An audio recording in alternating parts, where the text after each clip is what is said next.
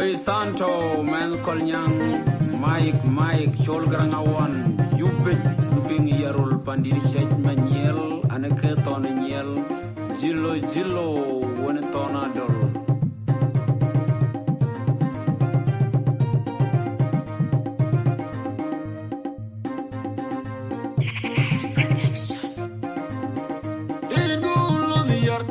I think a kick, Buka, Devo, Anyalian, Kui, Ping, Jamana, when I jang along, I do Kagaparami, Madina Maja, Kubo, Makur, Kagaboli, and Kuaita Tiam, Wagari, Kegala, Emmanuel, whenever you go, I think a kick, Buka.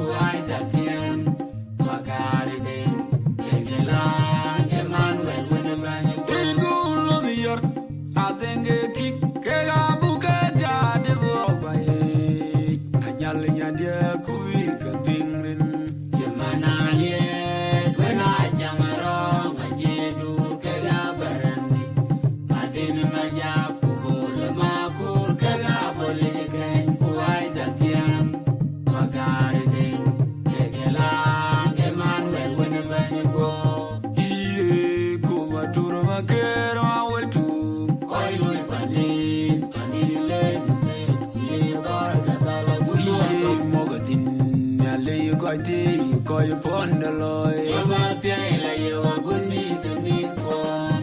Could I go boy low up and can you go real? I lay you train is young as you are the watching money. Good evening, guys. How's everybody doing? Welcome. In a while. Good night.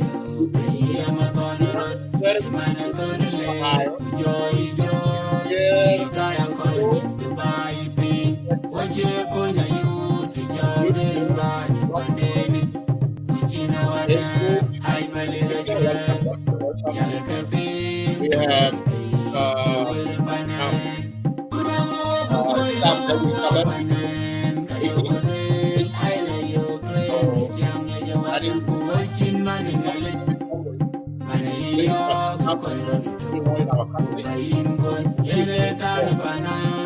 Thank you for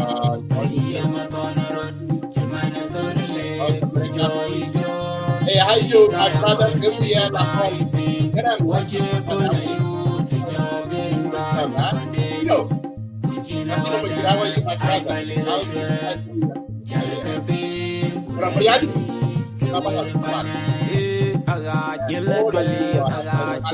yo, my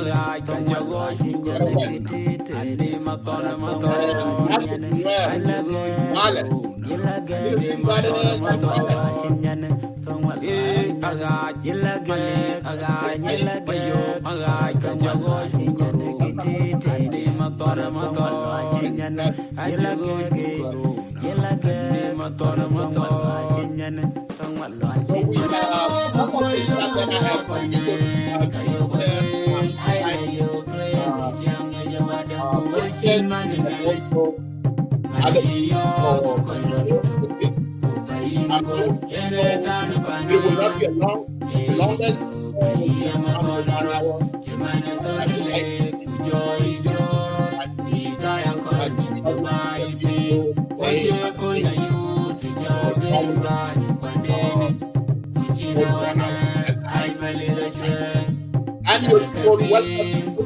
How are you, and we have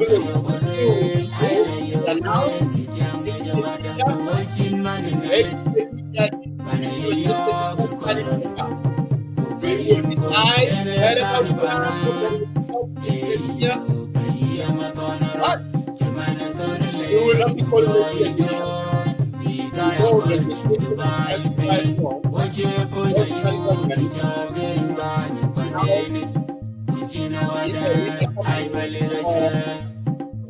reject it. Nothing. We are allowed to use the state name or just a family. And we still going to be calling it. How we will omit it. Are we still going to be, or we are rejecting both sides of that? We are rejecting both sides. We are rejecting America or we are rejecting South Sudan.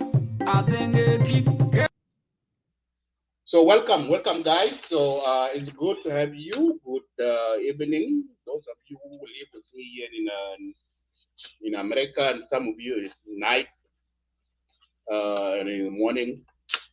So welcome to the show. We are having a lot of breaking news going on in our country. A lot of things going on.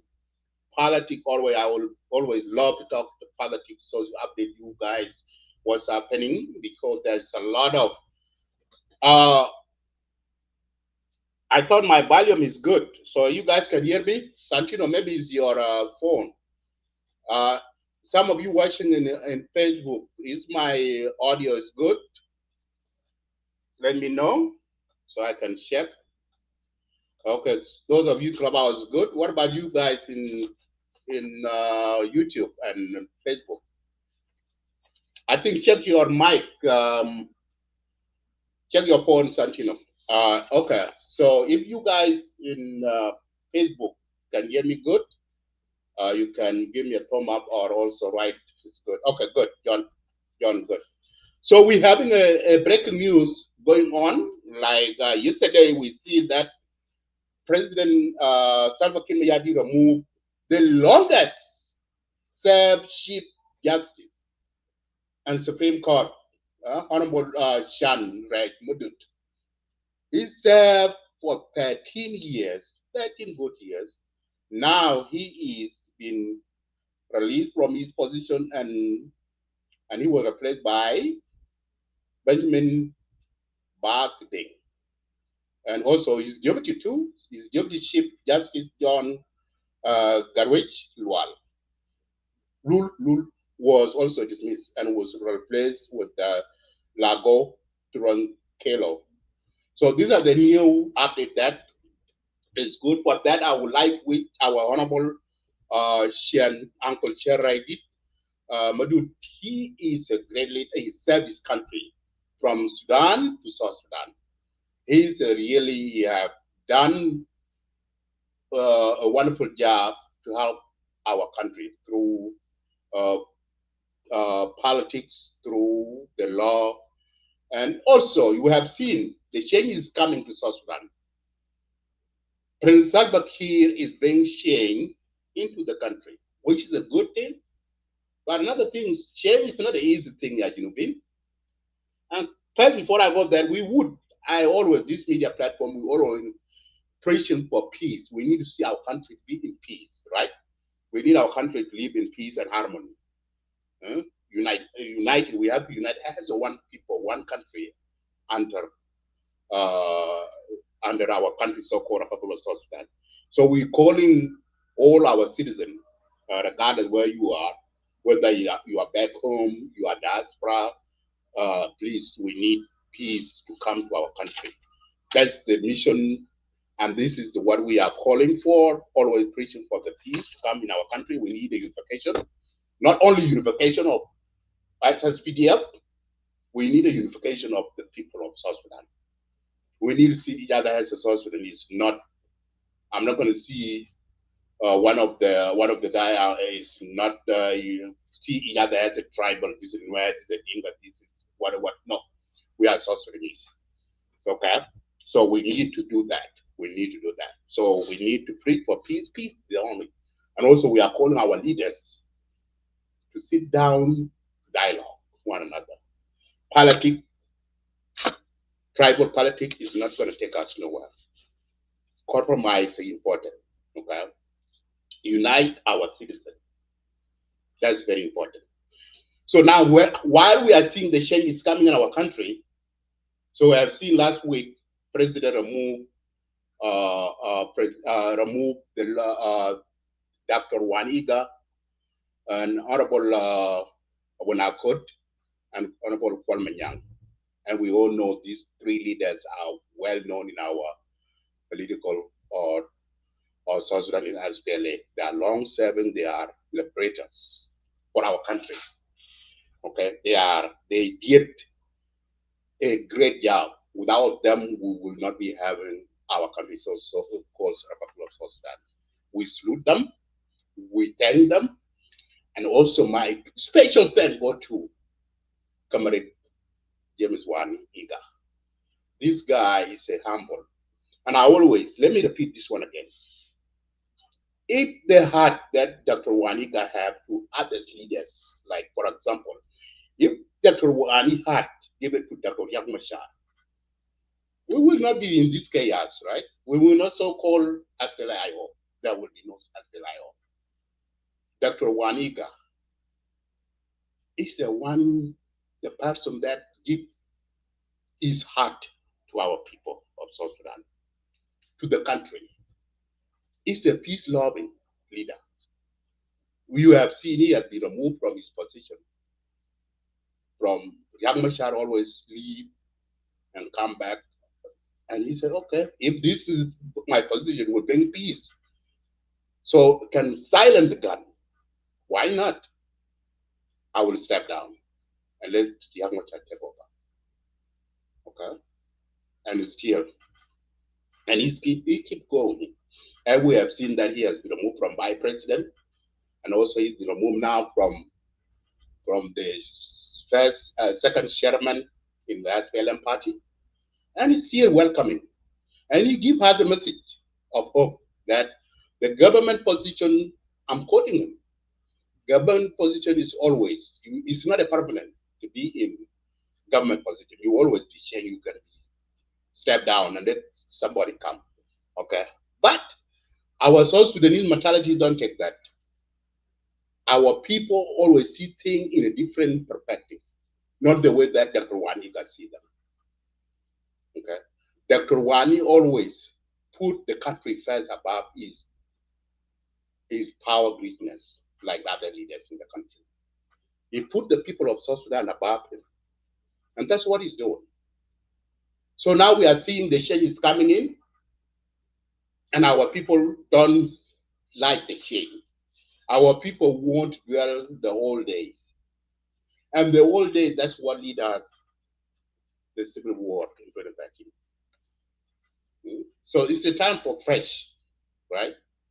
I know the change is not easy, it's hard.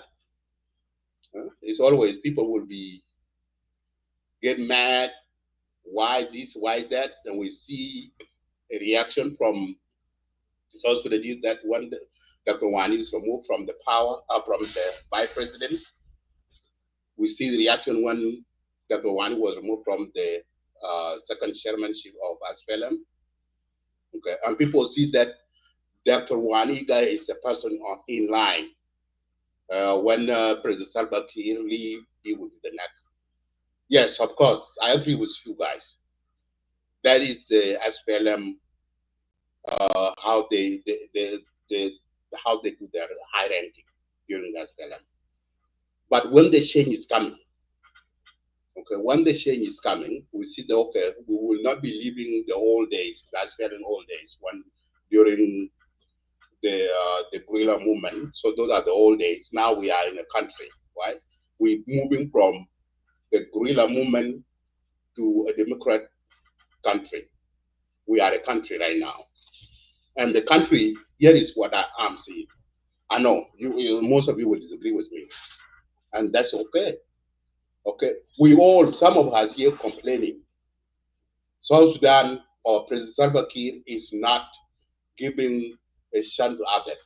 We do not, President Salva Kiir, people see him as a dictator leader. He's a dictator leader or president. But now what he's doing, and we are not seeing, South Sudan never do election, right? And that's where we are moving on. So we need the power to be given to the people. Okay? We don't want to see a lot of degrees to be seen. Revitalizing. So it will not be seeing that the degree by president. We need a power to be handed over to the citizen, so that we can vote our own president, so that we can be voting our own governors and other leaders like in parliament, okay? Not a degree, but how we have to get there. And the SPLM, and yes, of course, the SPLM is one of the ruling party, right, in the country. And we have seen that the change is happening in the SPLM party. And that's what we've been calling, we need that change to come. The SPLM is a ruling party in the country. But things are not going what the citizens want to see. But when President Salva Kiir do that, a big decision by remove Dr. Waniga, Paul Manyang, and Awudakot, that was a big change, because these are we call them four big. So they are the one who are remaining, and their colleagues, some of them die. They are the only four people left, four leaders left in SPLM, SPLA. So for that, let me play this video from when Dr. Wani visit by President Dr. Benjamin Bolmer yesterday to his office, and how you see how the body language and the handshake. That is the unity we need to our leaders. That is the spirit, and the spirit for our leader to show that to the people. And who did that? Dr. Wani. Listen to it. The SPLM's foundational principles, he urges citizens to avoid speculation and instead work together to promote national unity and development, pledging his full support to Vice President Bolmel, who during his recent assumption of office, presided over by SPLM chairperson and President Salva Kiir, vowed to protect war veterans and uphold party ideals amid ongoing political generational transition.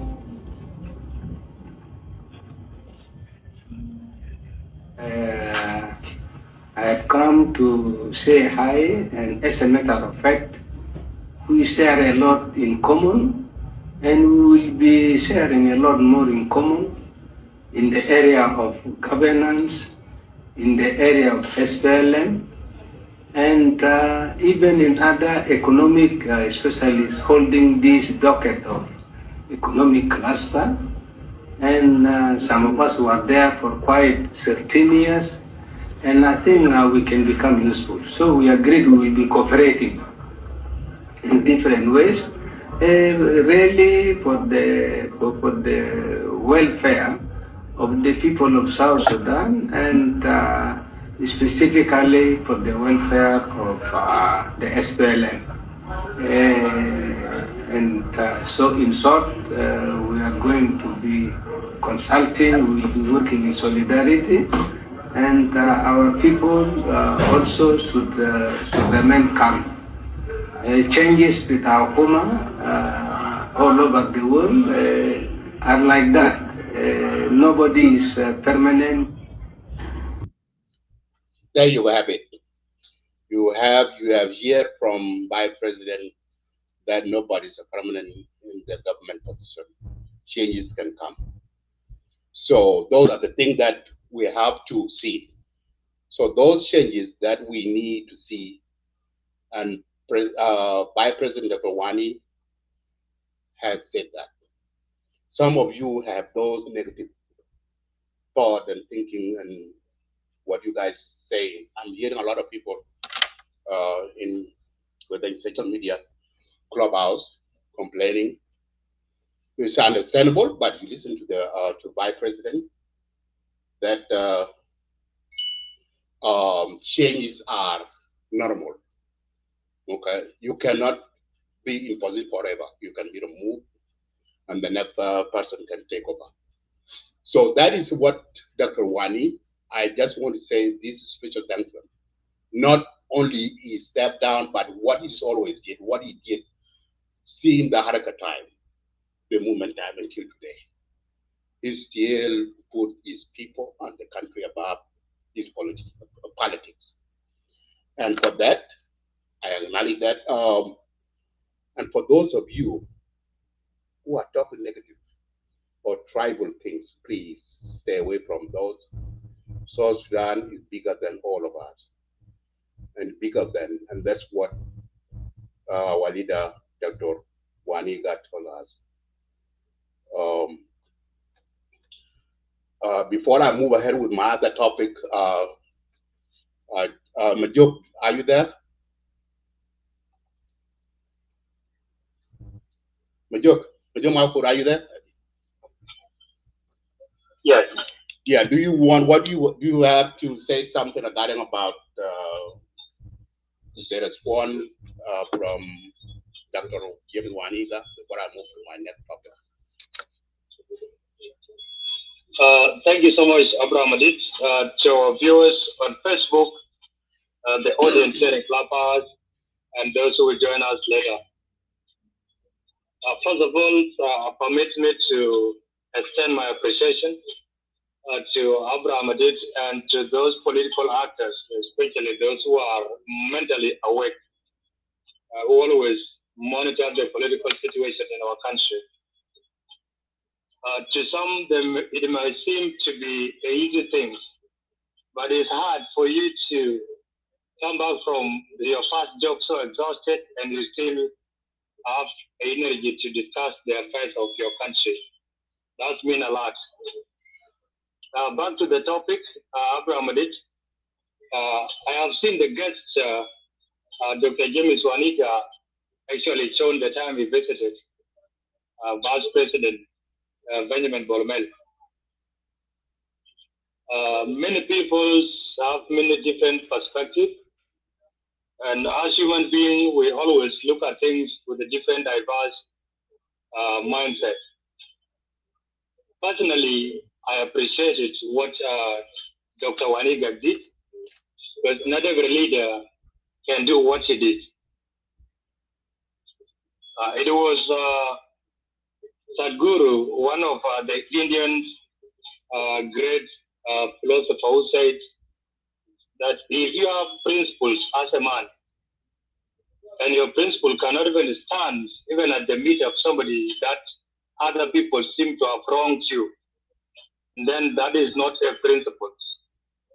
Your principles should never be checked. Your principles should never change despite whoever that you are dealing with.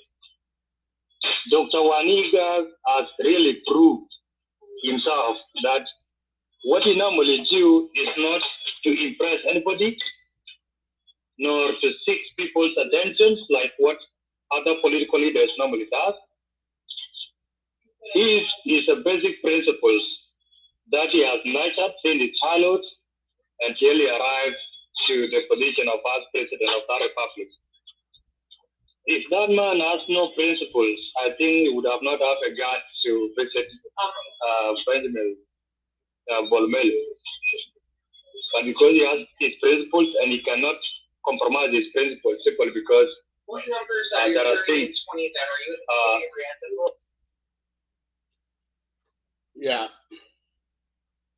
Yeah, while we're waiting for so Majok is on somewhere, so he's gonna come back.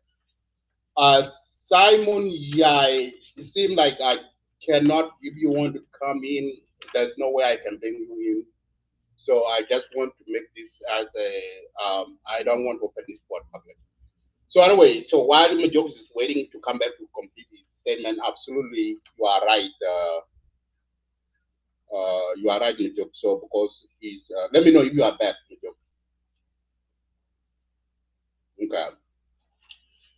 So these are the thing. This is the thing. There, Dr. Waniga is one of the person that we need. The leaders need to take example from him.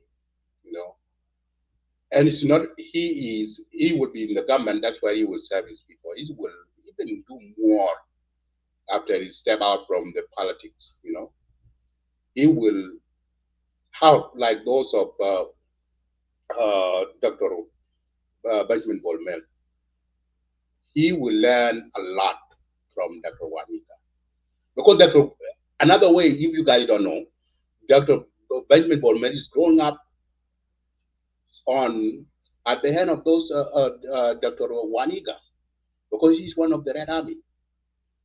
And who are the leaders by then? Dr. Waniga. And he grew up in their own eyes during the armed struggle with the north and the south. So what? Yeah, are you back? Yeah, go ahead. Yeah, thank you so much, Abraham. As I was talking about James Waniga principles, I believe James Waniga will possibly, or this has been his trend since during the struggle. The man used always to compromise, no matter how difficult the situation is. He always look down and appreciate God for the time given to him, or appreciate whoever assigned him to a certain duties. So that thing alone deserves appreciation and deserves to be acknowledged by all South Sudanese. Otherwise, if we let it slide the way we normally ignore the positive aspect of human beings as South Sudanese, then most of our leaders will turn to believe that being arrogant is part of leadership. They will turn to believe that being a warrior, even if you are fighting for nothing, is part of leadership. And if we go in that trajectory, then trust me, that we will take long until all of us will leave the world before South Sudan realize peace. And if we go by the principles of Dr. James Waniga, I believe South Sudan for the next 25 years will have a relative peace and will be proud like another country. On the side of Dr. Benjamin Bolmel, I have seen one gesture from him. I don't know whether that is his principles or his pretending. I have seen him greeting these leaders with supported hand. I have seen him greeting General Kwame Duke. I have seen him greeting General Daniel Wenakot. I have seen him greeting Dr. James Waniga with supported hand. In our culture, as a Sudanese or an African culture, that show kind of respect and being humbled before your elders. What I don't know is whether Bolomel is faking this in order to look good or to impress these big fish, or that is his principles. And if it's his principles, then I believe Benjamin Bolomel might change a few things. I'm not confident that he will change 1,000 things, but he will change something. A humble leader must change something. That is the nature. As long as you have power, a humble leader will not use power against his people. A humble leader will not use power to oppress others. And I believe Benjamin Bolomel might change some few things. And if he is pretending to impress these three big fish, then trust me, we are in danger as a country. To add one thing on being young, most of us, we believe young people, especially those who are acquainted with the world politics, can deliver something. But not all young people can deliver. And not all people can deliver. It is not about age or want to serve his people. It is about your principles and how you commit yourself. I believe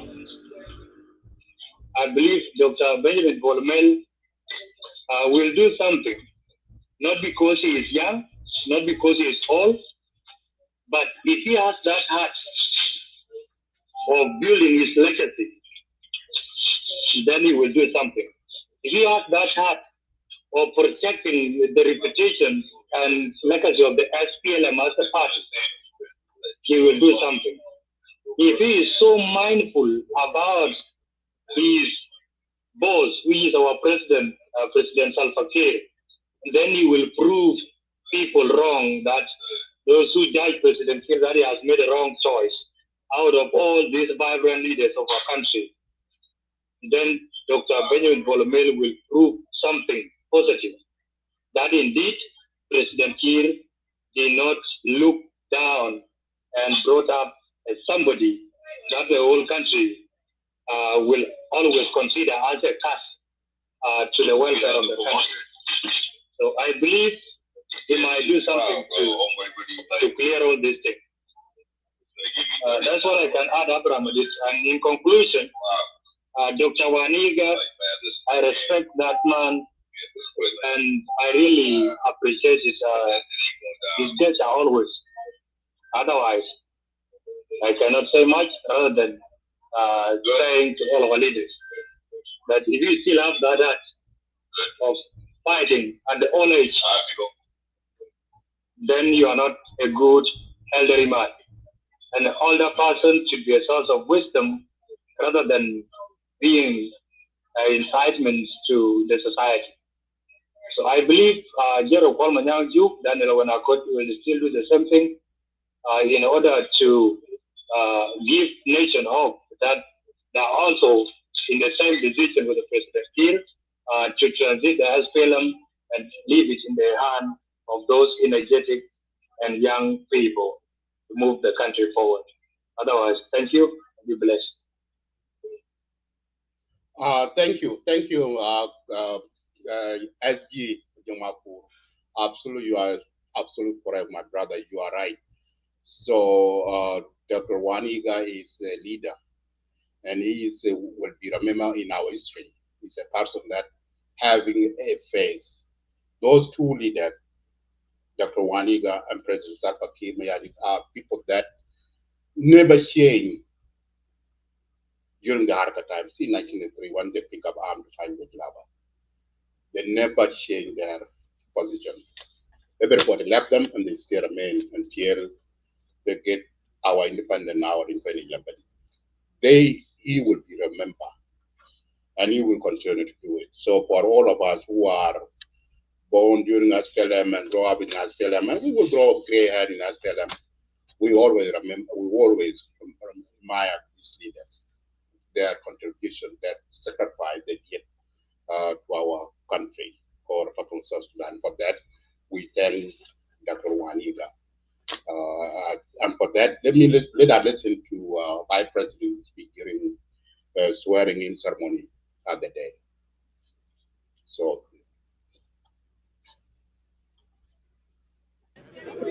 SPLM waye, women waye, Red Army waye,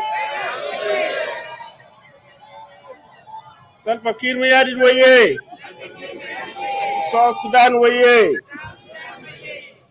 Your Excellency, Comrade Chairman of the SPLM and the President of the Republic, Salva Kiir Mayardit, Comrade Mary Apai, Second Deputy,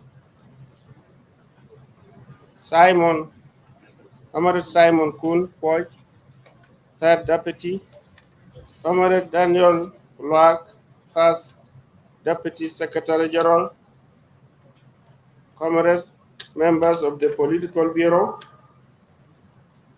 members of the National Liberation Council,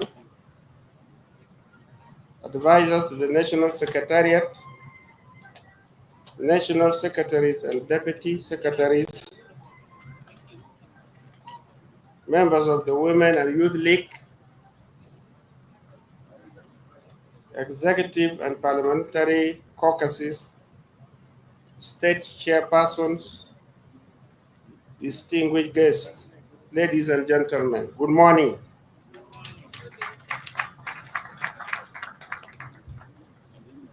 I stand here before you today with deep humility and profound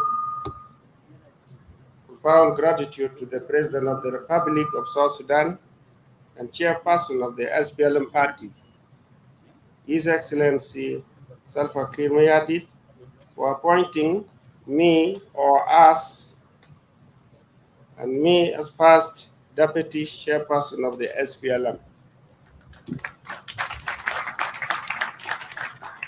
Your Excellency, Comrade Chairman, I accept this assignment not as a personal honor, but as a solemn call to duty.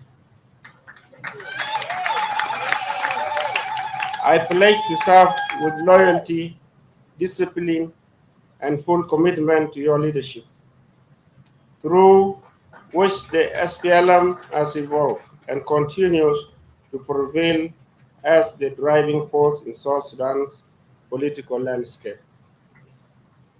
Together with my fellow appointees, and I'm talking on their behalf, by the way, we will build a dynamic leadership team that will strengthen our party structures and unite us all under your leadership, where the true strength of the SPLM lies. We are forever indebted to you for your enduring service to our people and our country, right from the liberation struggle to your continued pursuit of national transformative progress. Fellow comrades, I pay deep tribute to Comrade Professor James Waniga, towering statesman and a pillar of our movement. For many decades, he led with wisdom, integrity, and devotion to the ideals of the SPLM. I also wish to honor the commitment of comrades Daniel Awenakot and Uncle Kwalmanyang Yuk, both of whom have been steadfast leaders and loyal custodians of our party's legacy. To all three of you, thank you for your leadership. I look forward to your continued guidance, support, and mentorship as we carry the SPLM forward. Let me also recognize and appreciate all our founders, senior comrades, veterans, and members who shaped the direction of this movement with courage, sacrifice, and unshakable conviction. You endured the hardest of times, walked through fire, and lifted this nation from bondage to independence. Your legacy is the reason I stand here today and my colleagues. I honor your services, respect your wisdom, and vow to carry forward the torch you lead. To you, to each of you, our leaders, we humbly ask for your blessings and prayers. I promise that I will not let you down. I will carry the mission and the vision of the SPLM with the same conviction that you instilled in me from the bush until this very movement. I will stand by you, support, and protect you from any humiliation, whether external or internal, and ensure that your legacy is remembered forever. We stand at a defining moment for both our party and nation. The SPLM must be ready to win. To achieve that, we must take these bold and strategic actions. One, mobilize all the grassroots for engaging every Burma and listening to our communities. This will restore the SPLM as a true people's movement. Two, extend recruitment, training, and deployment across all states and administrative areas to ensure full coverage and capacity. Three, to reactivate the SPLM diaspora, our potent seventh front, to connect our global base to the national cause. Four, to establish clear mechanisms for internal democratic primaries.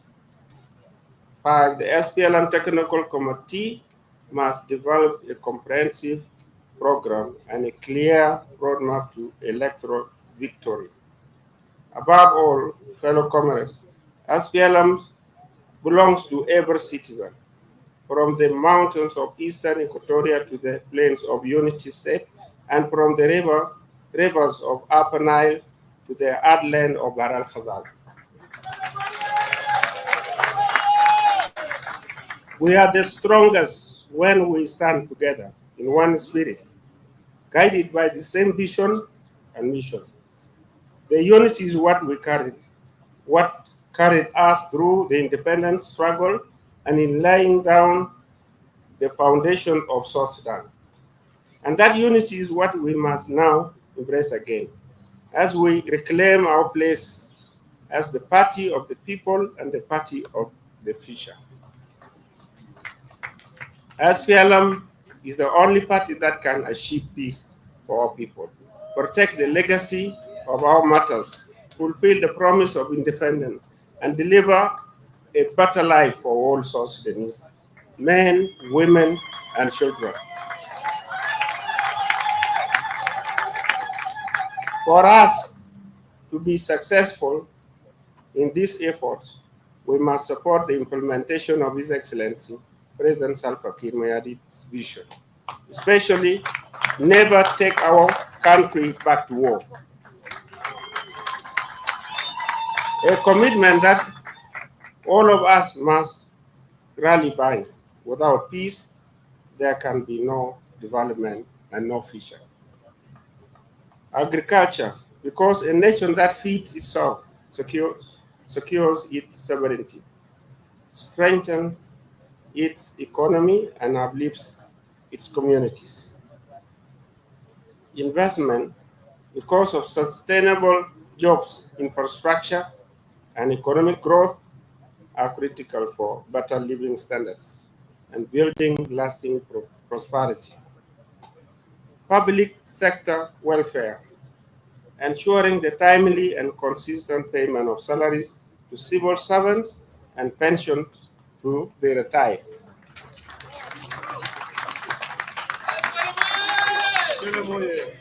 Just off the line, when I came, the people who were there were not paying pension funds.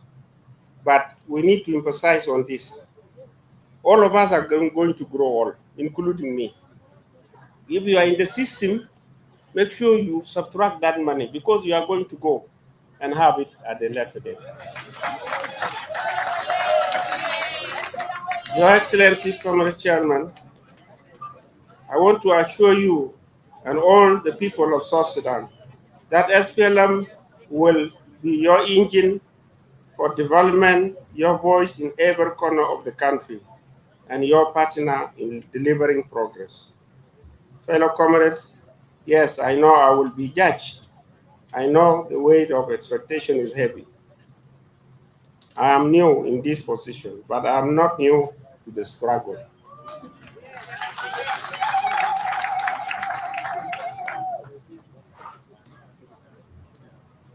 I joined the SPLA movement as a child.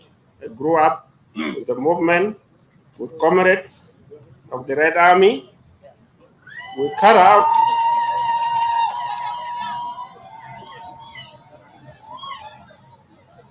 carried our dreams on our backs and bore the burdens of war on our young shoulders. We walked through exile, hardship, and pain, but never lost hope. Every step I take prepared me for this moment and my colleagues. I ask for time, I ask for your support. Let us walk this path together. Fellow comrades, now is the time to rise. Time is the time to rebuild. Time is the time to reclaim SPLM's place as the beating heart of this nation. Let every member, every supporter, every leader of the SPLM take responsibility for our image, our message, and our vision and the mission as we march towards victory. Let us give our people a reason to believe again, not just in us, but in the brighter future we all desire for South Sudan. Thank you very much, SPLM Moye. Few points outside my speech. This is for all of us. One, for our nation to be developed to its potential, we cannot compromise on peace, unity, and security. SPLM has no military wing, nor does it need one. We gave the SPLM to the people of South Sudan and place our full trust in the South Sudan People Defense Force, the only legitimate national army. We brought this, as we brought, SPLM came with SPLA. It's not because SPLA was abolished. It was because of for the sake of South Sudan, we made one army, one for one people, one nation.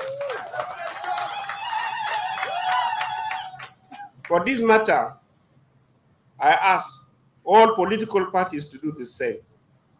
All political parties, you are not allowed to have a military wing. South Sudan People Defense Force is only and only army. South Sudan has only one president, one government, and one commander-in-chief. His Excellency President Salva Kiir Mayardit. And that is the constitutional order. And it must be upheld by all.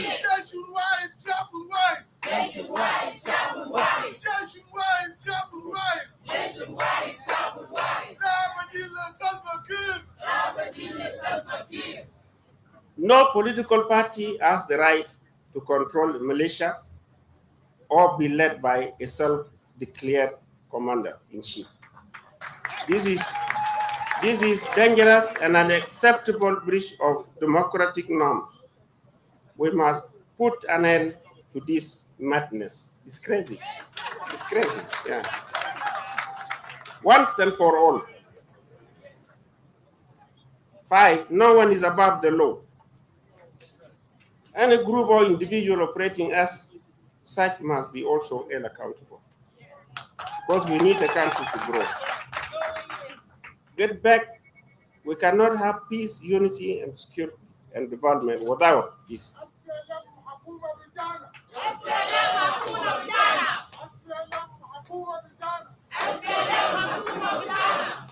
Those who bear arms legally must disarm and align with the nation's legitimate institutions and leadership. Political parties with private armies cannot and must not be part of the peace process, democratic processes, or indeed the 2026 election process. As we all know, elections must be held in 2026 without extension.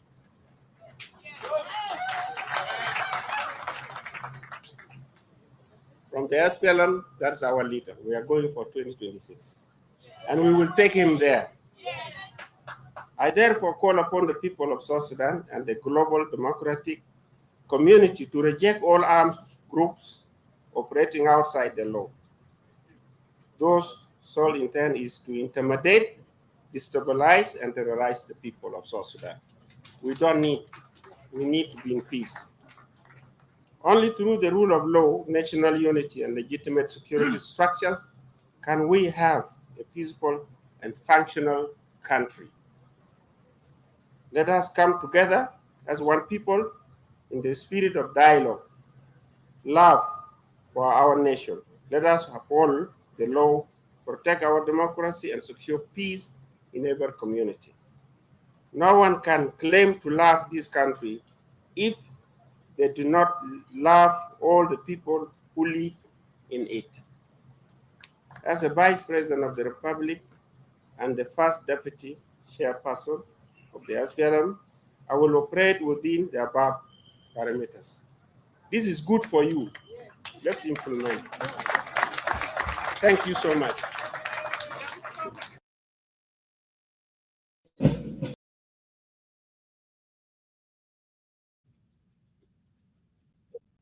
Okay, so you hear from, this is his speech, Majok. If Parliament knows what he mentioned in his stuff, that is what people of South Sudan need. Unification of forces is very important. We need one army in the country. We need commander in chief in country, and also engage with the diaspora, because diaspora the one now contribute negative and positive in the country. As we can see, the diaspora, South Sudan diaspora, they lost connection. As we have seen, there's a lot of criticism coming out from diaspora, and it's good in mentioning that he will work and bring in diaspora into his government. And another thing to retirement, very important, because all of these, the SPLA veteran, from Warmore, from Jamus, Timsa, all of these, all of survivors of SPLA veteran, they need their pension. They need to be paid. The retirement is very important. And all those who are leaders here in the government and they would retire, they need to be given their retirement benefit. That's very important. And also some of, I am seeing a lot of people criticize by President Dr. Benjamin Bolmel. And yeah, Jama, the person Dr. Bolmel have committing, you can see, give the guy credit. He's doing his best. You can see the work that he done for the road construction from Juba to Bo Road. Okay, and then the Juba from Juba Road to Barkaza Road is still going on. Okay, there are still challenges going on. It's not everything will be 100% for a movie, but they're still challenging. But let us give credit where the credit is due. As long we give thanks to our leaders who are doing a good job, they will do more. Okay, they will do more. And some of us are just dwelling on a propaganda that we hear, and then you go with it, but you don't have evidence for it. Okay, so give Dr. Benjamin Bolmel a chance. He will do a job, and person you can read his body language. The man is pure word, isn't better than some person who just come and talk or come a good speech, that kind of stuff. No, you can talk less and do more. And that's what Dr. Benjamin Bolmel is. He talk less and he's a man of action. Okay? And what is mentioned, what is laid out in his speech, and I'm seeing it, is achieving those, which is a good thing, you're citizen of South Sudan. So let us support our leaders who are doing a good job. The more we encourage them, the better they are doing their job. Now, the Vice President, his first visit to the region, yesterday, he went to Kampala. There's a region conference there meeting. The region, East Africa region, they're having a meeting hosted by President Museveni in his country. They are talking about the crisis going on in Congo. So listen listen to this video for yesterday. For the economic cluster, Dr. Benjamin Bolmel has joined regional leaders in Kampala, Uganda, for discussions aimed at validating peace and security cooperation framework towards addressing the ongoing political crisis in the Eastern Democratic Republic of the Congo, triggered by intensified M23 rebel activities in the region. President Salva Kiir Mayardit delegated Vice President Dr. Bolmel to represent South Sudan at the summit, underscoring South Sudan's commitment to advancing peace and security across Great Lakes region as a foundation for sustainable social and economic development in the region. In a media statement ahead of departure for Kampala, Dr. Bolmel's press secretary Oyiti Ajuen confirmed the commencement of the Heads of State and Government Summit in Kampala. The point of this is to ensure that South Sudan, as well as the Greater Lakes region, are integrated in terms of cooperation and security framework. This will be the 12th annual meeting that the Greater Lakes states have convened, and this will provide much clarity going forward for the security of the region. His Excellency the President has put full faith into Vice President Dr. Benjamin Bolmel to go about ensuring the representation of South Sudan has been cleared and clarified. There will be sideline meetings with heads of states from all over Africa, and it will present a very good opportunity for South Sudan to establish a footing in. There you have it, Yakwana. This is the really good movement for Vice President for his first trip to the region, and that's the thing that's going on. Is they're still kicking up in Kampala today and tomorrow too. So we will receive a lot of videos we will share with you guys. Welcome, Comrade David Amore. My next closing it for you guys, David Amore. You guys were been swearing in today. I have picture to share. Joe, do you have something to add there before I move my last? Thank you, Abraham. In regard to His Excellency the Vice President's speech, I have isolated three parts of his speech or three statements. Number one, he acknowledged the role played by the diaspora community, of which any South Sudanese who reside in diaspora, before independence or even after independence, before all these parties, by default, all of us were members of the SPLM. And since then, the SPLM chapter in diaspora has not been doing very well. Not because the representatives were not doing their best, but because there were no support from the headquarters of the SPLM party. If Dr. Benjamin Bolomel stated very clearly that he will reactivate and reorganize the diaspora SPLM chapter, then I think it's something for the diaspora SPLM members to smile upon.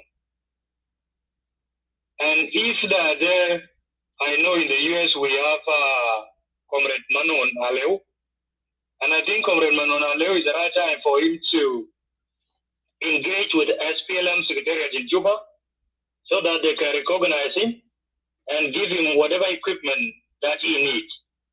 I remember in 2023, we discussed the idea of the SPLM, and some of them did not go through simply because there were no support from Juba. I think that one can send a signals that the deputy chair of the party, the first deputy chair, is willing to work collectively with all the SPLM cadres and the members. He mentioned the reorganization of the SPLM from the National Secretariat all the way to the state, to the counties, to the Payams, and all the way to Bomas. I think that is a good gesture if only they do what they say. Another thing that deserve to be given a thumb up is the way he appreciated his seniors in the SPLM hierarchy. But one statement sent a series of waves to the mind of audience. The statement when he says, and he promised them, that I will not and I will never allow you to be humiliated, either internally or externally. That statement alone can give one a lot of questions and thinking. Why is first deputy chair thinking of protecting the leaders of our country or the leaders of the SPLM party? Why? What is wrong? Or is the deputy chair is telling us that these people might be having some dark part of their activities that the community is watching, and if later on being called to questions, and then you will stood like a rock to prevent that accountability?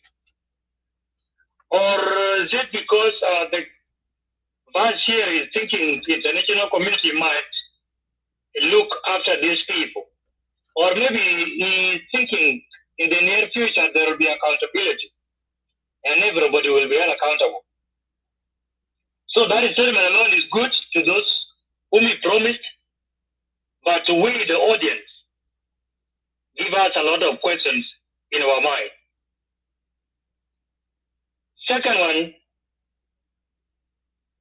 is a statement that he made, the remark that he made after his speech. The statement that he made outside his speech were commentable.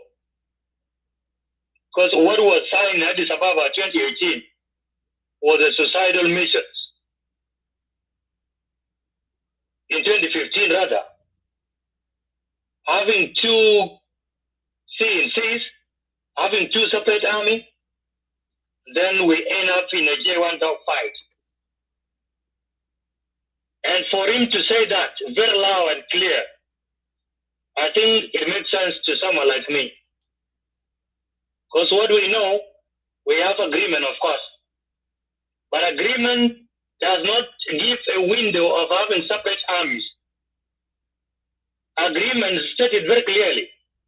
All those leaders who came from the bush with their militias need to be incorporated with the national army. And the integration of this army or unified forces has taken almost 10 years, or almost 7 years, rather. So it is a right time for Benjamin Bolomel to make sure whoever was not integrated should be integrated into the national army, except those who are still outside, like NAS, like the UPA or UP something, the one of a political ally. Yes, UPA, exactly. But whoever is in the government now, be it IO, be it SOA, be it OPP, the armies should be integrated. And we should have only a unified army, and that is South Sudan People's Defense Force. That one will prevent a lot of things. It will prevent army trying to be owned by the leaders. So it will also reduce the level of the number of militias, so that the government will focus much on those civilians that have guns in their hand and are using it to raid cattle from their neighbors and killing themselves. So if we have a unified army, it will give a conducive environment for the government to carry out disarmament. And that disarmament also, we say it several times, should not be a selective disarmament. What I mean by selective disarmament is disarming a certain community and leave another community with their arms, with their firearms. That does not work. So the government should come up with a policy of unified disarmament, disarming all the three regions. Whoever is having guns and you are not army personnel, or you are not even licensed to have that gun, then you have to submit it back to the government. So, to my understanding, is called for having one unified army, respect one president, and the series of vice president. That one is okay. We agree we have president, we have first vice president, and we have other 4 vice presidents. So I believe Dr. Dr. Benjamin Bolomel rather has no issues with the vice presidents, but his concern is about security. And he mentioned it very clearly, that without security, and then forget about the development, the looting will continue. Forget about accountability. Forget about the permanent constitution. Forget about the independent judiciary. But if we have security in the country, food will be available. Other developmental projects will be rolled out. Somebody may question, do you believe security is the only tool that can motivate our leaders to carry out the development and stop looting? To me, I can say no. It is not the only tool. We need permanent constitution. We need rule of law to be respected. Whoever that mess up with the public funds should be held accountable. Just that we have South Sudan anti-corruption commissions who is sleeping, is not even working. If Dr. Benjamin Bolomel wants to be real, I suggest Abraham Adil, it is right time for him also to activate that institution. Because their roles have been grabbed by national security and some how do you call it? The military intelligence, MI, and some police, which are basically supposed to be the duties and roles of South Sudan Anti-Corruption Commission. to analyze the entire speech of Vice President Abraham Reed. His speech tackles the things that South Sudanese want to hear, especially in the area of agriculture, especially in the area of development, especially in the area of security. And most especially, the things the SPLM members want to hear. He acknowledges the efforts of Red Army, and all Red Army should say, oh yeah, although I'm not a member of Red Army. Anybody appreciating the role that you played, that person knew what you have been doing and has appreciated the work that you are doing. He has acknowledged the role played by women. And for him to move in that trajectory, then I believe SPLM could possibly be in a different state, maybe by the end of the year. And what will cement his statement or his speech is a visit of Secretary General Dr. Wani Iga. That alone sends a clear message that the SPLM as a party will work collectively for the SPLM to reclaim its clean image before it was messed into the mud water by the same members of the SPLM, although they have different parties now. So completely, his speech is good, but he needs to do much in regard to doing what he said. Because most of us, we have had a lot of his speeches, very nice and beautiful speeches, but nothing happened. But we need a leader who is action-oriented. Many people, including myself, were talking about how he is not well articulate. But I consider being a leader does not require you to be an orator in most cases. As long as you do what you mean or what you do what you say, and then you are the leader. Speaking without results is also becoming like a poor deal, as it used to be said in Dinka language. So I believe it's time for him to act. Back to his visit or his trip to East Africa, especially to Entebbe, when they were having the East Africa conference in regard to the peace in Congo. I believe President all this time was looking for somebody that he could trust. And now the same President has found the person that he trusts. He can delegate him and send him wherever he wants to send him to. And the message that he will deliver in whatever forum that he will be sent to in the future is the message of the president. And he will still represent his positions as the vice president and the deputy chair of the SPLM. It is good for him to go and familiarize himself with the East African leaders and with the regional leaders. And through his actions and his contribution during the discussions, will also earn him a mark from these leaders.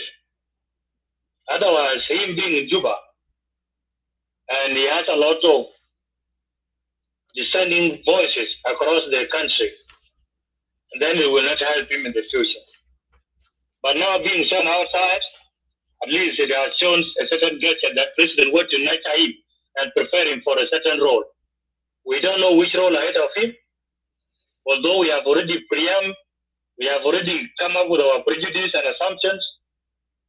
But the only person that knows is the president himself, whether he will decline the ticket of the SPLM during the elections, or he can even decide to relinquish his powers before elections. Everything squarely rely on the president, His Excellency General Salva Kiir Mayardit. But sending him outside to represent the country and the SPLM as a party is a gesture of preparing his son to fit in a certain role, and also to maneuver and create his own relationship with the neighboring state and with the regions. Otherwise, this is where I can stop, Abraham, and allow you to proceed with the rest of your analysis. Thank you. Thank you, SG Majumaku. You're absolutely correct. My next one is regarding about today. Today there is a swearing in. Someone 41 ambassadors has been swearing in. Grade 3. The only grade 2 is Honorable Ambassador David Amor Majuru is grade 2, and the other 40 are grade 3. So that's what we've seen. We have seen some of the. It's good that we see a lot of girls, women have been add into that. That was good. We need to see that 5% of women in the government. But the question is, this embassy across the other countries, are they open? Will these be 40 of them? Where country will they go into? So, what do you see this joke about this? Today, the president is swearing in 41 of them, and I have the name here, but it's a 41 of them have been integrated in, swearing in, and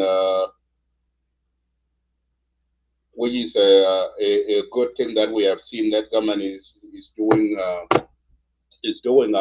the work. But the question is, now have you seen that the ambassador in other countries, and we have seen that these 41 will be sent out to those countries to represent the South Sudan, has a representative South Sudan. But some of the embassy in other countries, I heard that they've been closed down because due to the fund issues. So this is our last show. So let us give them welcome and see what do you think about that before I close down the show.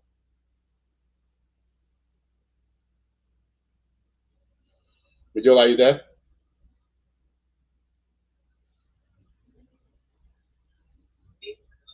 Just a minute.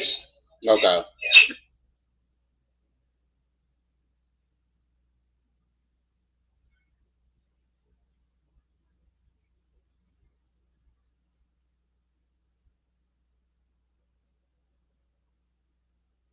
Yes, absolutely. Come aboard. You are right. You are right. They are.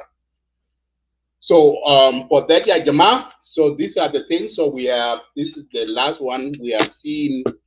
Code One ambassador from, but they didn't mention where are they going. But Code One of them, and 40 of those are grade 3, and they were swearing in today. The first one here, like if you can see, yeah, we are. Go ahead, Major. Thank you, Abraham. I'm busy at work, that's why I'm open on. Yeah. Yeah, in regard to the ambassadors that were sworn in today by the president, there is not much that we could say other than to congratulate them and send our message that as you will be assigned to your duties, I think it is necessary for the ambassadors to meet with the top leadership of our country before they disperse them. You know, Bramadit, in terms of international relations, South Sudan's relationship with other countries is deteriorating. And who is responsible to clean this relationship of our country and other countries, and especially countries like US? Are those countries that are in charge of, we were talking about arm embargo yesterday, rather. And this arm embargo, was, we were discussing it, why the Western world are always quick to impose arm embargo on South Sudan, as if South Sudan is threat to the region, nor threat to the continent of Africa. So, but during my remark yesterday, I was saying it is the responsibility of our country to identify 2 out of 5, or even 1 out of these 5 members that always sit and decide which which country that they want to impose what they call arm embargo. And among these countries, we have USA, which is United States of America. We have France. We have China. We have UK, and we have Russia. So it is the responsibility of our leadership, Abraham Adid, to speak collectively with all ambassadors and identify 2 members out of 5. I know our relationship with the US is so toxic. It needs time for it to be renewed or to make sense to the US government and to the South Sudan government. But our government can take advantage of China. South Sudan can take advantage of China so that China can, whenever time they seek to discuss the arm embargo against South Sudan, then China can stand at least to support the country called South Sudan. Someone made a very good point yesterday, that is the Walvaranya, that now we have been arm embargoed. What if Sudan, the dilapidated Sudan now, decide to declare war against South Sudan? Where will South Sudan run to get weapons to protect their territory? That was a serious concern. That was a serious concern. And for that reason, our ambassadors should play a critical role, especially somebody assigned to Beijing should play a very critical role. The second person is somebody that is assigned to Moscow, that is Russia. And I believe Ambassador Solomon Maya is still there, if I'm not wrong. Yeah, I think so. These Yeah, countries, so. 2 of them, Russia and China. There's a problem. I said, yeah, Chotong still in Russia, yeah, I think. Good. So these 2 countries can easily buy agenda of South Sudan. And out of 5 members, if one of them fails to vote against the country that they want to impose arm embargo, then that arm embargo will not work. So it is a high time for South Sudan to engage China, Russia, and leave alone the UK, the US, and France. So if Dr. Benjamin Bolomel is want to present himself as Ibrahim Traore of South Sudan, then he has to talk to these ambassadors. Ambassadors are the ones to sell the good image of their country to whatever country that they are representing their country to. But to some extent, South Sudanese are being humiliated in all the countries they are in, as if we don't have embassies. A good example is Egypt. Leadership also need to look at the issue of Egypt, because Egypt is becoming another country that does not respect the citizens of our country. But the region, the East Africa, is a bit okay. They respect us, and they give us fair treatment because we are source of the economy. Libya too is we one of the fuel countries. The economy day and night. Libya is one of the countries too. Yes, Libya there. So, to the ambassadors, go outside, save South Sudan, and prioritize the interests of South Sudan. I know we are struggling as a country. We don't have budget. We don't pay you regularly as the government used to do. But the most important thing is to serve your country. Once you serve your country, then remember your child will grow up in a better nation. We will have all these challenges, but in the near future, either 15 or 25 years, South Sudan will be better. It will be better whether we like it or not. We never know. Anything can happen. We can have a dictator that has no mercy on these political goons and deliver services to the citizens. So nobody knows. Change can come in any direction and any angle, as long we are patient with it, as long the change will not take the life of the citizens and the property of the citizens. Otherwise, ambassadors, go and play your role and prioritize the interests of South Sudan. Don't be loyal to the Minister of Foreign Affairs. Don't be loyal to the President. Don't be loyal to the Vice President. Then you will neglect being loyal to the country. And that is your mother called South Sudan. being loyal to South Sudan, and the rest will follow. As long as you respect South Sudan, the rest of the people will find themselves alongside South Sudan in order to keep in your respect and in your commitment. Thank you so much. That's what I can add, Abraham. Thank you so much, SG. You're absolutely right. Yeah, because these ambassadors, they need to go and do represent the country image. They are not just going to go there and do numb, sleeping, and not doing what is happening right now. The relationship between U.S. and South Sudan is a dilemma. So it's really a sad thing to see that our embassy in DC, they have this shallow relationship with the U.S. government, because you cannot, only South Sudan, if you can see, when President Trump took over the power, there's no, even though the migration that policy that he's using, and we have like Mexico, who have a huge population in the U.S., and they are illegal migrants. They come to U.S. and they flow into the border. But so the President Trump haven't taken that decision to suspend the visas for that country, only South Sudan. And you have seen that South Sudan has been bullied the way that the U.S. did, is because the four of our embassy in DC. So this relationship, they have to fix it, because we have not seen now, I didn't hear anything that the U.S. government have lifted the sanction, that the suspension of the visas for the South Sudanese who holding a South Sudan passport this year. So you cannot come to the U.S. now if you have a U.S. passport, South Sudan passport, which is a very sad thing, because that is a weak and poor of embassy in DC. So that is, and also we have seen another thing, Majo, have seen last week that there are some of the criminals, not from South Sudan, even from the Asian, from Vietnam.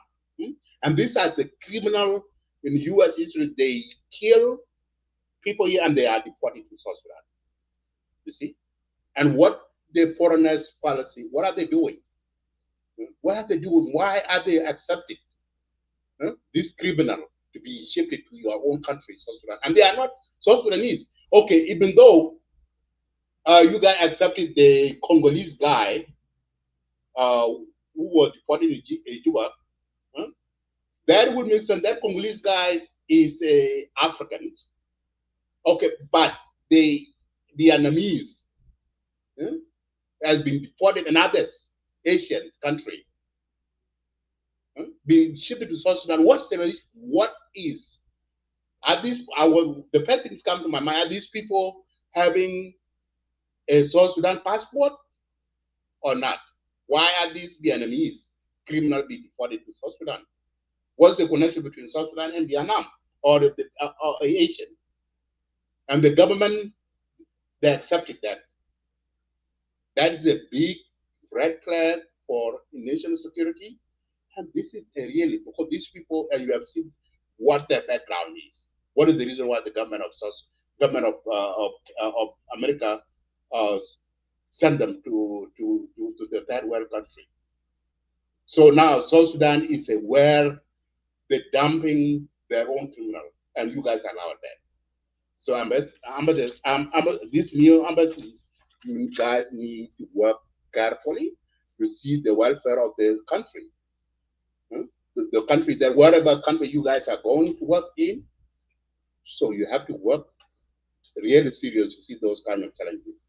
Because South Sudan right now is a place where this country can dump their own criminals who have committed a crime in their country, and now they are shipping to South Sudan. Because this is really a bullying to see that Vietnamese, other Asian criminals have been sent to South Sudan. That's a really sad thing, and that's a work for the foreigners affair, and they didn't do that. And the embassy in DC, I don't know what they're doing. So anyway, I will stop here. We come to conclusion at Junubin. Anyway, this is our last topic for the day. So thank you everyone. My last closing remark. Majok, yeah, go ahead with your go ahead. Yeah. Thank you, Abraham. Before I put in my closing remark, I have seen a lot of comments here from the audience. Most of them are disagreeing with the issue of Benjamin Bolomel. Most of comments here are calling him as a thief, a loser, and all that. To be honest, fellow citizens, I believe none of us is an angel. Let alone the government officials or anybody that has ever worked with the government. But the reality is, you may find someone being a thief before being given a certain responsibility, because he or she knows that somebody is ahead of him or her and controlling the resources. So he or she can be in a position to grab things for him or herself. But once you promote that thief to be in charge of whatever resources that are available, then there are people that can even stop stealing and start working for their legacy. I believe for us, calling him a thief, loser, and all that, it will be good if we have some evidence. The only thing that happens is mismanagement of the resources during the road construction. All of us are aware of it. Even he himself, Benjamin Bolomel, is aware of that. That there was mismanagement of the public funds, especially the Bo roads, even the Barkazaro. But now he has been given a very heavy duty, a duty whereby he can decide to take all the money to himself and nobody can question, a duty that he can decide to serve the people so that he can clean his name and plant the new name. The name that will allow his children to grow in. A name that will allow his children to enjoy peace even after he leaves the world. The choice is squarely on him. Nobody is disputing your allegations until we find the fact.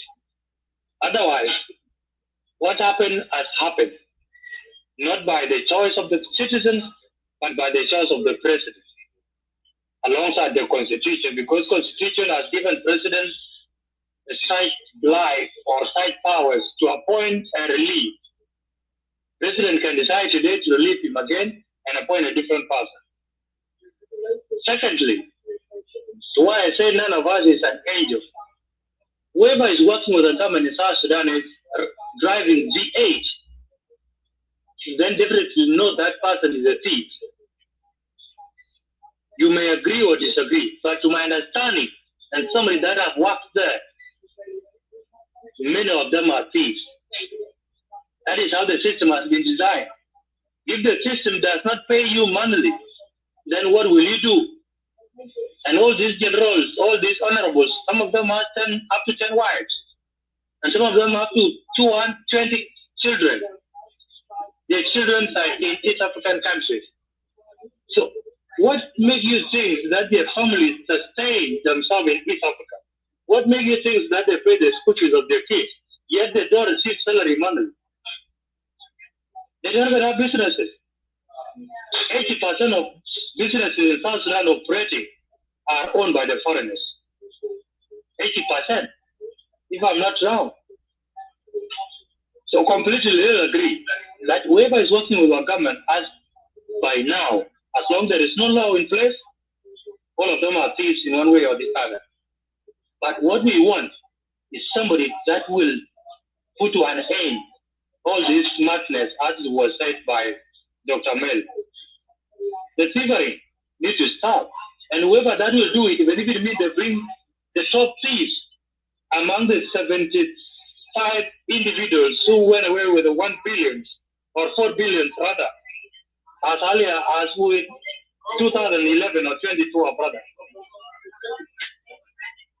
then that person we can still watch him at the closed door and give him benefit of doubt for 1 year and a half and see whether he will deliver something or whether he will change. Otherwise, we may talk day and night, but we will not change anything. But the best thing that I could always suggest to anybody, put your thoughts, your ideas in writing, submit it to Juba in whatever way you can. And that document might find itself in the right office, either in the Ministry of Finance, either in South Sudan Revenue Authority, either in Nile Pet, who is currently in crisis, or even in one of the offices of Vice President. Do that. As a group of 5 people or even individuals based, you can write your opinion, put them in a paper informally, and submit even to the office of Vice President for mail. I think he has time and he's open to listen to the voices of reason and listen to the people of different opinions. Otherwise, this is what I can say to the ambassadors: go and do your work. South Sudanese, let's keep talking, because South Sudan is not yet free economically, socially, but we have independent state. Independent state without food to eat is just like Gaza. Thank you, everybody. Thank you, Majuk. Thank you.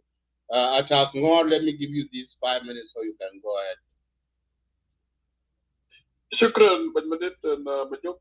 I really want to explain a little bit why your government is bullying South Sudan. The reason why I believe is because when Joe Biden became president in 2020, President Kiir was one of the first leaders in the world, actually, to call President Joe Biden and congratulate him. This is the grudge that Donald Trump is holding to this day. And if you look at Trump and you look at his old interviews, he says he likes to get even with people. So I think this is where this South Sudan has come under the crosshair of U.S. government, and U.S. government is bullying South Sudan to try to take something from South Sudan. And U.S. government, in fact, on November last year, there was a Security Council meeting that was held, and the U.S. government was the most critical, and they expressed profound disappointment, and they criticized South Sudan leaders for lack of political will, and they said that UNIMIS, quote, should not support election unless and until the transitional government dedicates and deploy its own resources, human and capital, to that effort. Okay. Now, it's hard to know what is, it's hard to know exactly what sort of capital is enough for the UNIMIS to be able to support the effort to do election in South Sudan.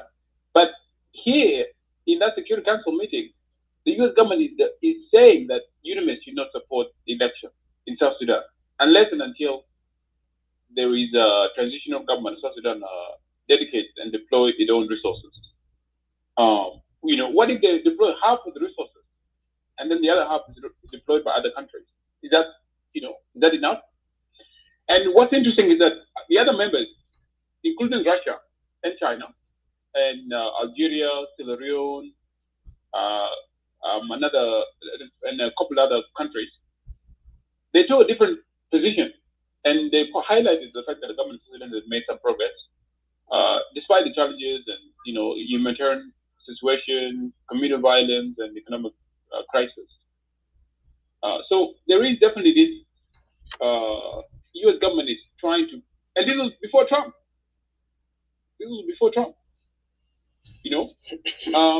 But what is bizarre is when they send this guy, the Congolese guy, into South Sudan, and also they send the Sudanese guy as well. So there was 2 people. There was about 23 people. South Sudan accepted 21 people, and then they rejected 2 people. The U.S. government, they went the range and they accuse the government of South Sudan of taking advantage of them. It's like as if the U.S. government put on the veil of the KKK. You see, how did the government of South Sudan take advantage of U.S. government and the American people? They've cancelled the U.S. aid already, which has affected a lot of hospitals. It has affected some journalists too in South Sudan. But those journalists normally, it's actually propaganda actually. Because U.S. aid is used by U.S. to actually fund propaganda and to destabilize countries. But what U.S. government is really after is the resources of South Sudan. And when the Secretary of State, Marco Rubio, he said that if South Sudan, if they change the policy, they will reassess that relationship. South Sudan accepted that person, the Congolese guy. And why were they so obsessed with the Congolese guy? And they were not obsessed with the Sudanese guy South Sudan rejected. You see? So I think they were looking for ways to try to get South Sudan to be in a weaker position so they can dump the criminals in South Sudan, illegal immigrants. Some of these people are from Mexico. How can you dump someone into South Sudan who are not from the country? Even the Congolese guy, and the government eventually took him. They should not have taken him, but they took him and they said, for goodwill. Congo is close to South Sudan, so it's fine. But then the rest of the people, they don't know anyone in South Sudan. They don't know a family member in South Sudan. These are serious criminals, bank robbers, murderers. Some of them are, maybe a couple of them are illegal immigrants. That's the only crime they've done. But some of them have convicted in the U.S. jail system. So that set a really bad precedent for South Sudan. And what in April, on the 15th of April, was posted on Twitter, now X, that Benjamin Bolmel, Vice President, he met with the Minister of Mining, and they strategized on the future of South Sudan mineral sector. And they said, they would to create jobs and economic growth and national development. And then 4 days later, the Economic Cluster Chairman, Bolmel, he issued a press release apologizing to the U.S. government for any inconvenient cost to the United States of America. You reject the person who's not a citizen, and then you end up accepting him, and then you apologize. And then you tell the U.S. government, saying that, we can have trade, we can do a critical mineral deal. And that is what Trump is wanting. They want critical minerals. This is what Trump has talked about a lot. He has talked about, they've signed an agreement with Ukraine, taking 50% of Ukraine natural resources. Trump, when he was campaigning, he said that he wanted to take over Greenland, which is a territory of Denmark. Why? Because he wants the resources. Also, that's why they're pushing for the deal in DRC, because of natural resources and critical minerals, because the U.S. want to be a world leader in artificial intelligence. They want to also go to war with China. That's another reason, because China is the place where these critical minerals are refined, and a lot of these, to make artificial intelligence to go on jets and planes and what have you, they're all coming out of China. And during the trade war going on, China cut them off from the critical minerals. So this was to entice the U.S. government, this critical mineral suggestion. And it does show that South Sudan, it's in very weak position, and the U.S. government, they will take advantage of South Sudan. They don't care at all. And to me, I'm really concerned that the South Sudan government is going to this extent. I think you can be hardball with the U.S. government. You have to be, because there's no reason to be bullied like this. South Sudan is the first country since Trump came in that have a blanket visa ban. And people, when this thing was coming on, people said, "Oh, no, it's not a blanket ban. It's a ban on the visa holders in the U.S." No, it's a blanket ban. If you're a South Sudanese citizen today in South Sudan and you want to go to the U.S., you cannot go because it's a ban on your country. You see, so it's a really dangerous what the U.S. government is doing. It's bullying South Sudan, and South Sudan needs to stand up, and they need to create a relationship with these other countries. And this is, you guys have touched on this as well about the issues of why they're not talking to Russia, why they're not building, and these are the countries actually, voicing your concern in the Security Council, China and Russia particularly, and then all the other countries. The U.S. is most vocal, and I think U.S. they want to achieve regime change in South Sudan, to be honest. And I feel like that's what they want. I mean, we have not even heard of the guy who Peter Biaraja. His case has not progressed or has not been reported much. But I think U.S. government is interested in regime change. I don't see how they're telling UNIMIS to not support election and having such a high bar, knowing that South Sudan government is experiencing economic shocks, especially with lack of oil revenue. They don't mean oil revenue anymore because the pipeline has been cut off again by a bomb in Sudan. So these are the challenges. But I think I'm concerned that like Vice President Bolman may actually want to cut a deal with the US and give them the resources, especially the letter he wrote. Okay, because he may say, you know what, you guys protect me. When I become in power, I want protection from the US government. You take the resources. You see, and that's what US government is going to do. US government is gangster. They don't care. They're shaking hands. They remove the sanctions from Syria. The guy who's imposed himself as president of Syria today, he was Al Qaeda. He killed American soldiers. ISIS. And Trump, It was ISIS. Oh, ISIS, yes. And Trump bragged to him and said, "Oh, you had a strong past, So the U.S. government this administration is transactional. Okay, it's transactional. Look at even the South African situation, where they told, Elon wants to get Starlink into South Africa. They called the president of South Africa. They had this big show in the White House. Trump said the ridiculous thing that South Africa is a white genocide, which is completely false. And that's to get Elon Musk, his company, to go into South Africa, to be accepted in South Africa, which has been accepted now. And I think 2 days later.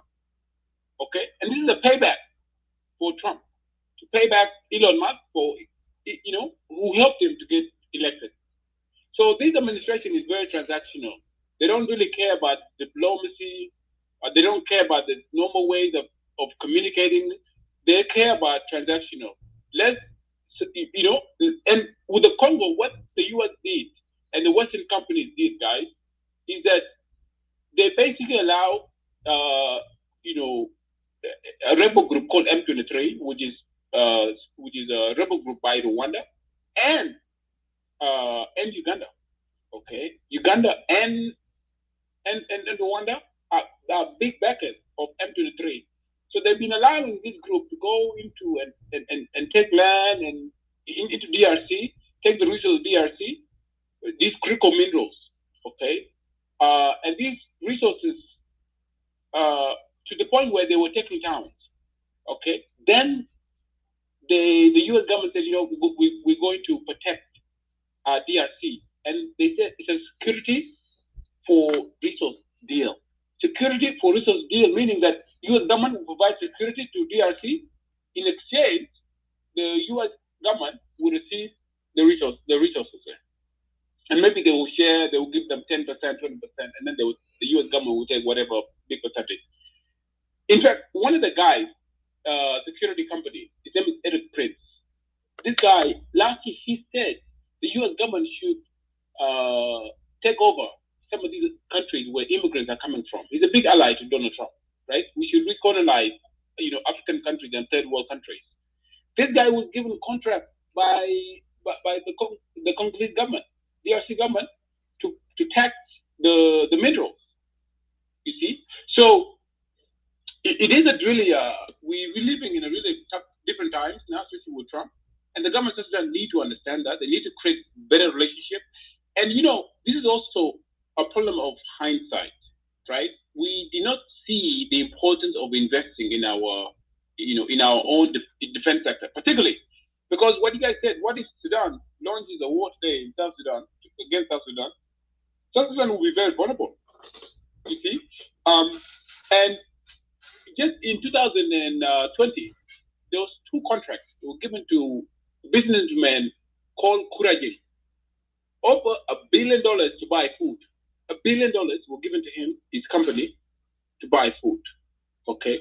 Had they taken even just $100 million, okay, invest in some sort of, factory, invest in some sort of, even just making military clothes or clothes for the government officials, or actual military hardware, okay, then you would be in a much better position today. Because now, you have no support.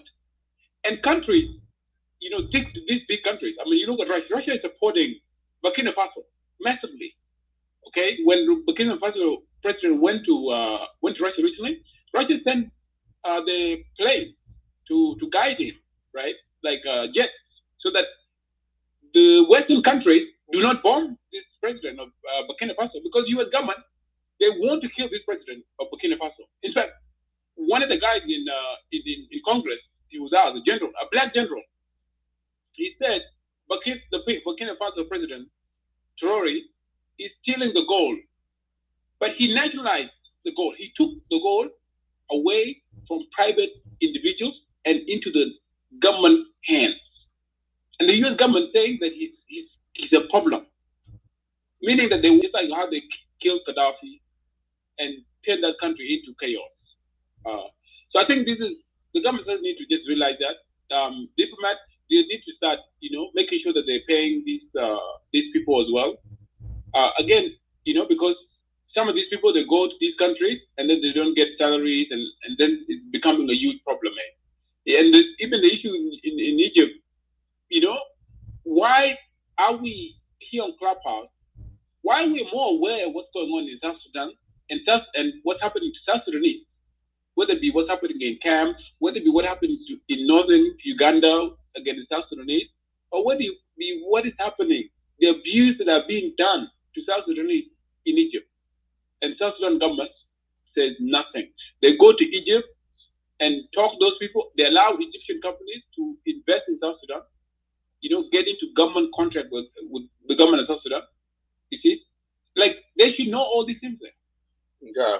So I think there's just a lack of, awareness. There's a lack of, just keeping up with what's going on, and making sure that you actually are addressing what is going on. So I think the government has to change their position and has to actually change the, and again, corruption is one of the biggest problems, because if electricity right now, electricity is a big problem. We need electricity. And when the government want to do an electricity project, they're corrupted. And the entire cabinet of South Sudan, they're corrupt.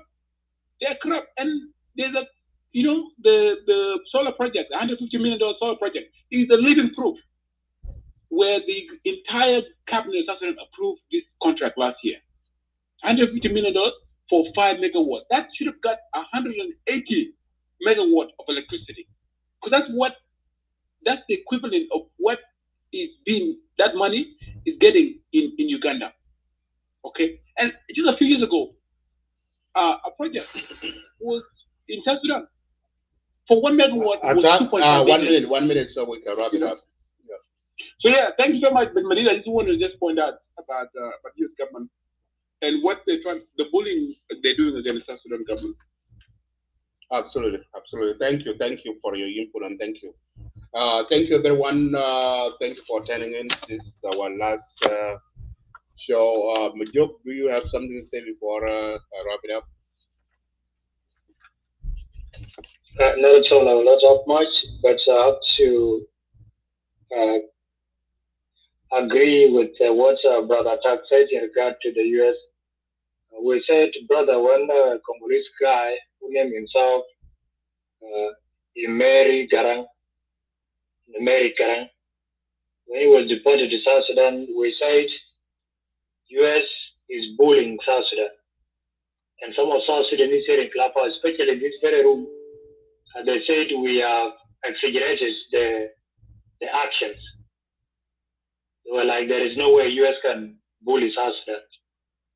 But the things became so clear after South Sudan government accepted Nimer Garang to be returned back to Juba. In fact, that could go down in the history as a one man. Within less than 4 days, he has traveled the U.S. forth and from to South Sudan. Then our government came out and apologized to the U.S. and all that happened.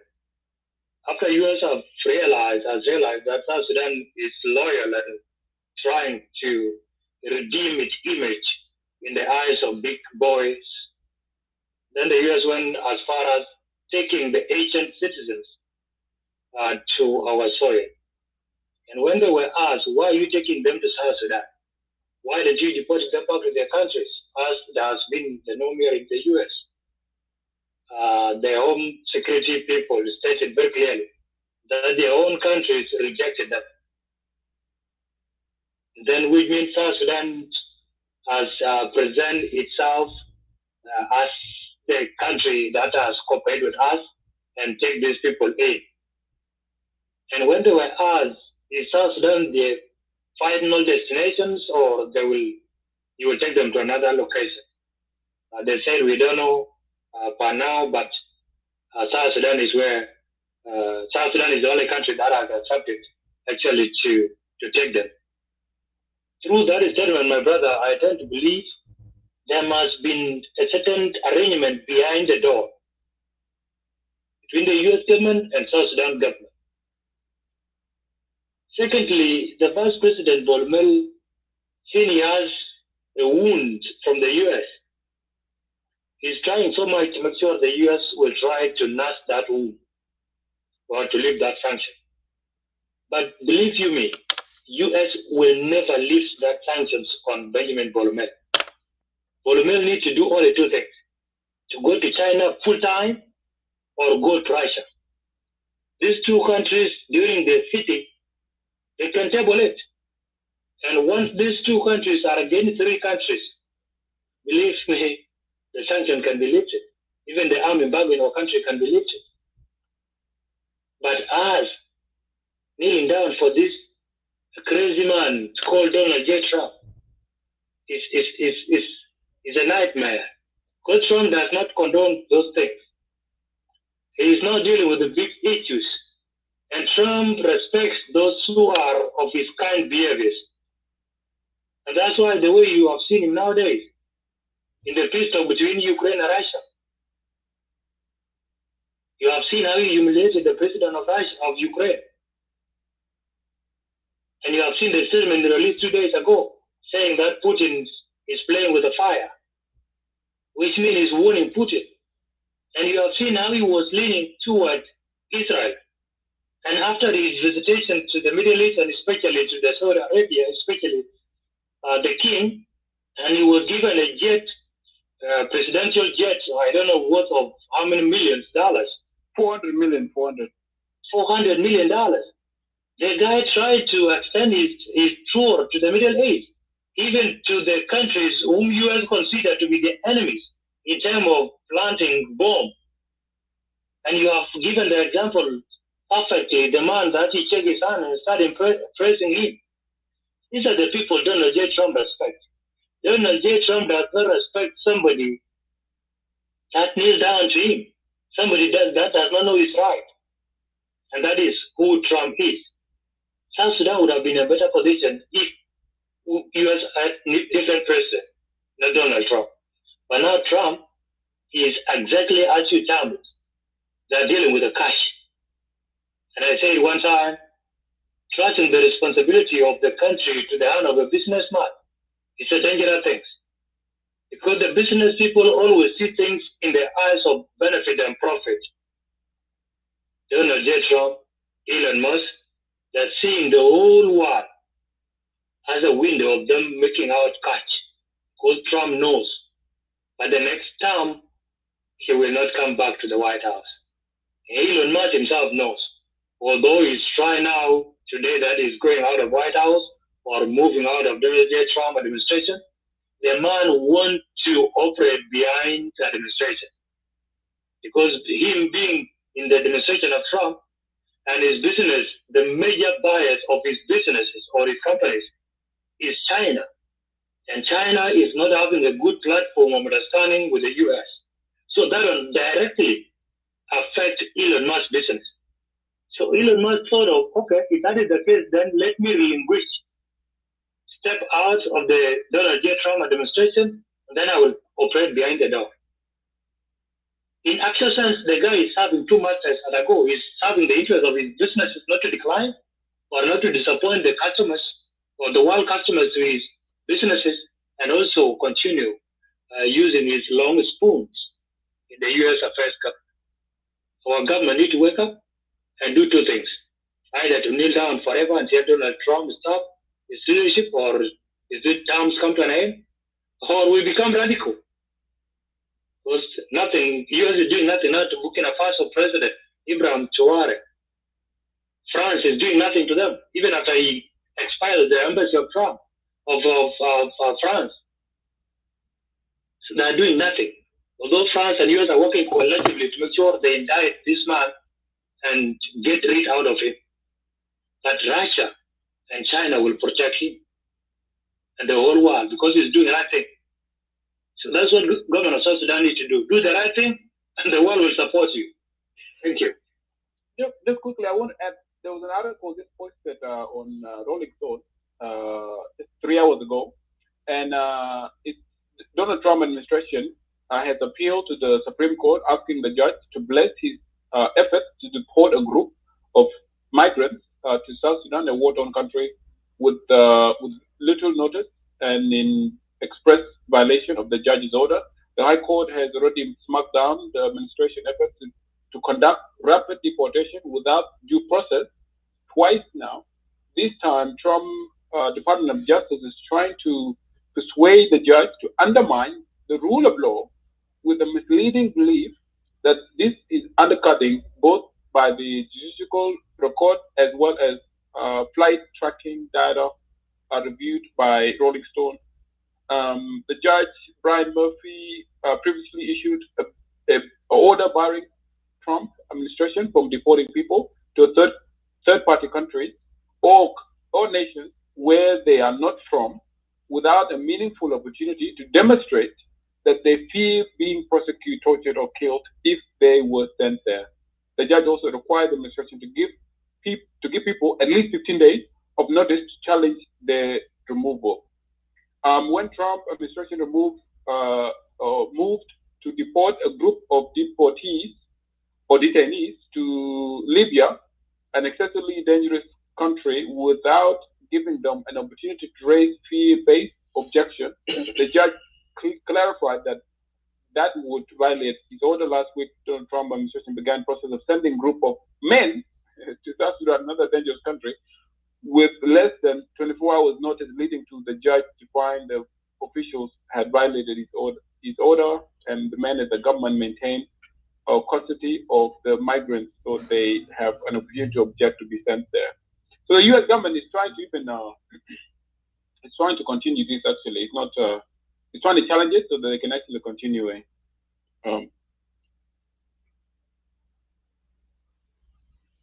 Yeah, thank you. Thank you, Attack and Mujok, for your analysis. That's well put it. So for viewers, thank you everyone for tuning in for our this evening show. Have a wonderful day, guys. Thank you very much.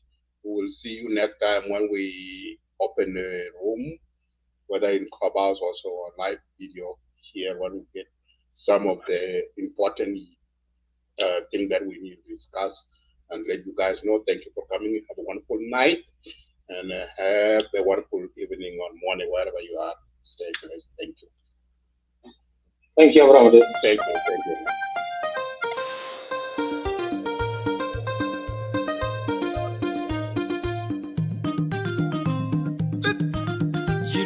Jilo wona tona dol toni nyel DJ Dingarang jagda lo diana papi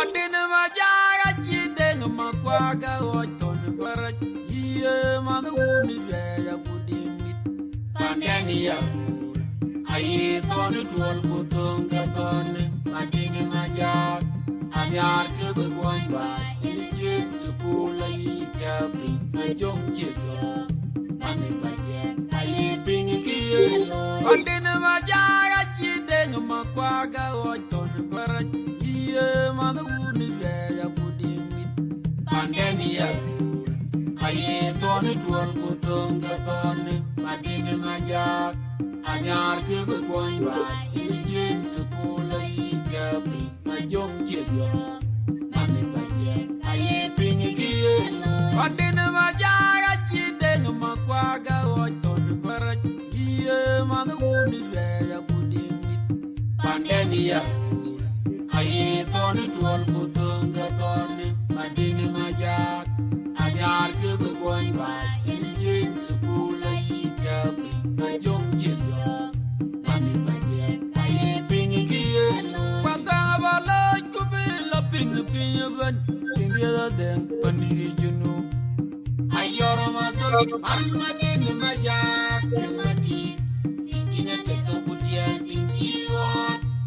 Ayora Jima, Manatula, John Doyle. In Ayo, Ajibla Pinyabi, Ibon Jagalo, I need Pinong again. And Bayanina Gajalia, Paniri Chen. I am a teacher, I don't know, Marco. In the cheap already, I am my yadi. Putting in yellow body, Undana, oh, why you go? We are well to be the union, you know, my boy, my book.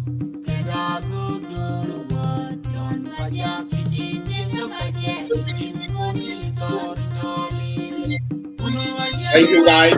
Have a good night.